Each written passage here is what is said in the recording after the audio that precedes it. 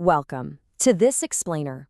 You know that familiar, tight feeling in your chest? That kind of creeping burnout? That sensation of just constantly chasing the next milestone, the next promotion, or the next level of success, only to get there and feel, well, strangely empty? Yeah, you are certainly not alone. We live in a culture that absolutely glorifies the hustle, but honestly, it often leaves us deeply exhausted. So today, we're looking at a genuinely fascinating source text from the 16th century. It's a Hukamnama, a divine command from the sacred Sikh scripture, the Sri Guru Granth Sahib. And what we're going to discover is that this ancient text is actually an incredibly precise, timeless toolkit for finding inner peace right in the middle of our very modern struggles. Okay, let's dive into this. Right out of the gate, the text gives us this profound insight. Great men speak the teachings by relating them to individual situations, but the whole world shares in them. This opening line is absolutely crucial because it basically gives us permission to take this ancient spiritual wisdom and use it as a high-definition mirror for our own daily lives. I mean, even though this was written centuries ago, the human condition really hasn't changed all that much. The wisdom here is universal, and we can apply it directly to our lives as young professionals trying to navigate a seriously chaotic, demanding world. Section 1. Universal Wisdom for Today. Now, what's really interesting here is the stark contrast painted between two very different ways of moving through the world. On the left side, we've got the Gurmukh. This archetype represents someone who has found true inner contentment, self-realization, and they maintain this really grounded inward focus, no matter what craziness is happening around them. Contrast that with the right side, the Pandit. Historically, sure, this meant a religious scholar, but actually, when we look at their characteristics, weary, burning night and day, entirely focused outward, it starts to sound very, very familiar, doesn't it? Section 2. The Trap of Endless Hustle. The text lays out the symptoms of this trap with just startling accuracy. Look at these points straight from the source.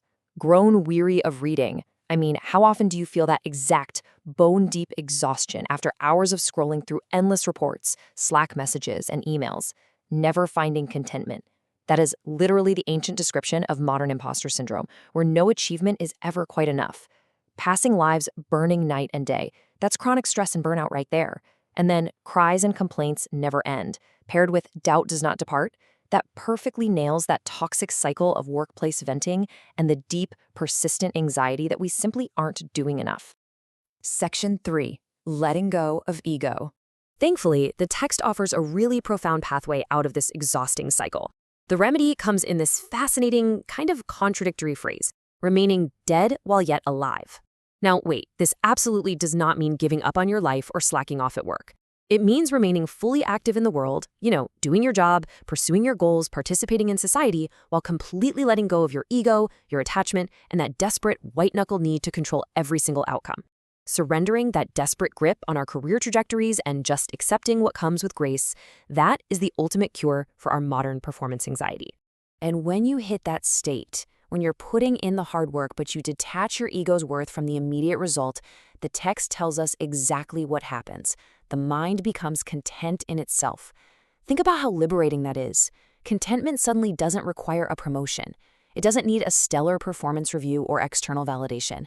The peace is generated entirely from within. You basically become unshakable. Section 4. The Love of Duality. So the crucial point here is understanding this specific trap the text warns about, the love of duality. Duality is a divided focus.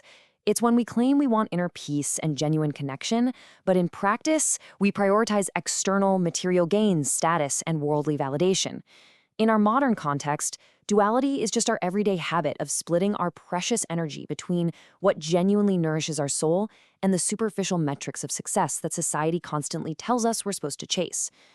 The source text is explicitly clear about the consequences of this split focus. O religious scholar, no one is satisfied, and no one finds true wealth through the love of duality. You could so easily just swap out religious scholar for young professional or entrepreneur. The text is warning us that trying to walk two paths at once, chasing the relentless demands of the ego while sort of vaguely hoping to appease the soul, it just leaves us spiritually bankrupt. You're never going to find true, lasting wealth if your definition of wealth relies entirely on external validation. Section 5. Finding your true path. Let's see how this all builds, because the text actually outlines a beautiful step-by-step spiritual journey to correct our course. First, meet the true friend. So connecting with truth or a spiritual guide, taking that very first step toward awareness. Second, ask for the path. Approaching life with genuine humility, admitting we just don't have all the answers. Third, share virtues, which is a massive shift in how we interact with others. And finally, find peace through consistent, dedicated practice. This isn't just abstract philosophy, it's a completely practical blueprint for daily living. I want to focus specifically on that third step for a second. Share virtues.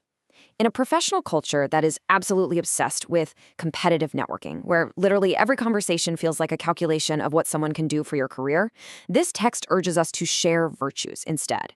It's a call to build authentic community. When you replace toxic workplace competition and those purely transactional relationships with genuine connection, empathy, and actually serving others, you completely rewrite the rules of your own success. You trade the anxiety of the hustle for the deep peace of community. Which brings us to the final thought I want to leave you with today. As we wrap up this explainer, I want you to look inward and ask yourself this one vital question. Are you endlessly reading the modern scriptures of success, burning night and day, chasing a finish line that constantly moves? Or are you actively seeking the true path of inner peace? Thank you so much for joining me to explore this profound wisdom. Take a moment today to reflect on your own daily path, take a deep breath, and step toward that quiet contentment that can only ever come from within.